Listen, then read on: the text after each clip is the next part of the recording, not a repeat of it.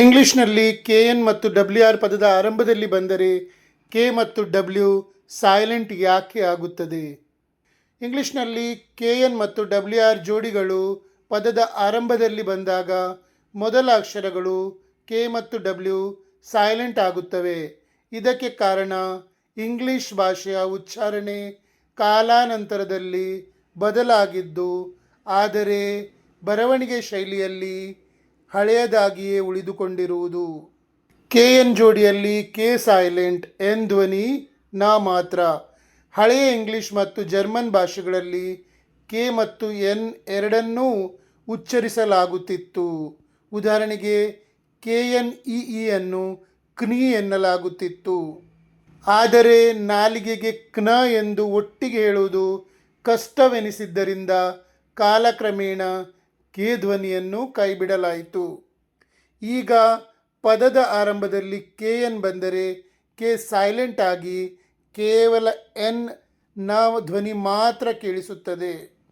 ಉದಾಹರಣೆಗೆ KNEE knee, KNIFE knife, KNOW know, KNOT knot, KNIGHT night.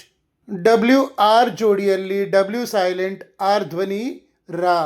ಹಳೆಯ ಕಾಲದಲ್ಲಿ WRನಿಂದ ಆರಂಭವಾಗುವ ಪದಗಳನ್ನು ಹೇಳುವಾಗ ತುಟಿಗಳನ್ನು ಹೆಚ್ಚು ದುಂಡಗೆ ಮಾಡಿ ವೃ ಎಂಬ ಧ್ವನಿಯೊಂದಿಗೆ ವಿಭಿನ್ನವಾಗಿ ಉಚ್ಚರಿಸಲಾಗುತ್ತಿತ್ತು.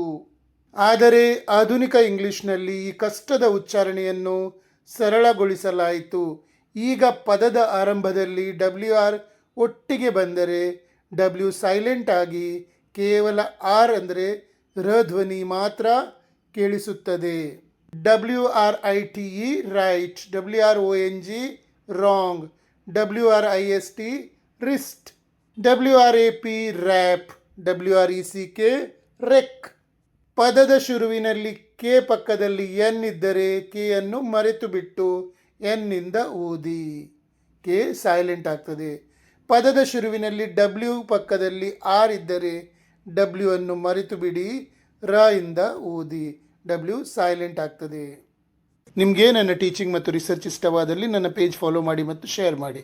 ನಿಮಗೆ 3 ತಿಂಗಳೊಳಗೆ ಇಂಗ್ಲೀಷ್ ಮಾತನಾಡಲಿಕ್ಕೆ ಕಲಿಬೇಕು ಅಂತ ಇದ್ದರೆ, ನಾನು ನನ್ನ 32 ವರ್ಷಗಳ ಅನುಭವದಿಂದ ನಿಮಗಾಗಿಯೇ ಒಂದು ಕೋರ್ಸ್ ರಚಿಸಿದ್ದೇನೆ. 32 ವರ್ಷಗಳ ಮುಂಚೆ ನಾನು ಕ್ಲಾಸ್ ಸ್ಟಾರ್ಟ್ ಮಾಡಿದಾಗ ನನಗೆ ಸೇರುವ ಹೆಚ್ಚಿನ ವಿದ್ಯಾರ್ಥಿಗಳು 3ನೇ 4ನೇ 5ನೇ ಕ್ಲಾಸ್ನವರಿಗೆ ಮಾತ್ರ ಕಲಿತವರು. ಅವರಿಗೆ ಕಲಿಸುವಾಗ 3-4 ತಿಂಗಳೊಳಗೆ ಅವರು ಓದಲು, ಬರೆಯಲು ಮತ್ತು ಮಾತನಾಡಲು ಕಲಿತಿದ್ದರು. ಆ ಅನುಭವದಿಂದ ನಾನು ಹೇಳ್ತಾ ಇದ್ದೇನೆ ಮತ್ತು ಇಷ್ಟು ವರ್ಷದಿಂದ ನಾನು ಅದೇ ಮಾಡ್ತಾ ಬಂದಿದ್ದೇನೆ. ಹಾಗಾಗಿ ಇವತ್ತು ಗ್ಯಾರಂಟಿಯಾಗಿ ಹೇಳ್ತಾ ಇದ್ದೇನೆ, ನನ್ನ ಕೋರ್ಸ್ ಮಾಡಿದರೆ ನೀವು 3 ತಿಂಗಳಲ್ಲಿ ಮಾತನಾಡಲಿಕ್ಕೆ ಕಲಿತೀರಿ. ನನ್ನ ಕೋರ್ಸಿನ ಫೀ ಜಾಸ್ತಿ ಇಲ್ಲ, ಕೇವಲ 899 ರೂಪಾಯಿ, 899 ಓನ್ಲಿ. ಅದನ್ನು ನೀವು ನನ್ನ ನಂಬರಿಗೆ ಕಳಿಸಿದರೆ, ಯಾವಾಗ ಕಳಿಸ್ತೀರೋ ಆವಾಗಿಂದಲೇ ಕ್ಲಾಸ್ ಸ್ಟಾರ್ಟ್ ಮಾಡ್ತೇನೆ. ನನ್ನ ಕೋರ್ಸ್ ಮಾಡಿದ ಮೇಲೆ ನನಗೆ ಭರವಸೆ ಇದೆ, ನಿಮಗೆ ಇಂಗ್ಲೀಷ್ ಮಾತನಾಡುವಾಗ ಆಗುವ ಭಯ ಅಂಜಿಕೆ ಹೋಗಿ ಆತ್ಮವಿಶ್ವಾಸ ಬರ್ತದೆ ಮತ್ತು ನೀವು ಮಾಡಿದ ವಾಕ್ಯ ಸರಿಯೋ ತಪ್ಪೋ ಅಂತ ನಿಮಗೆ ಗೊತ್ತಾಗ್ತದೆ ಎಂದು.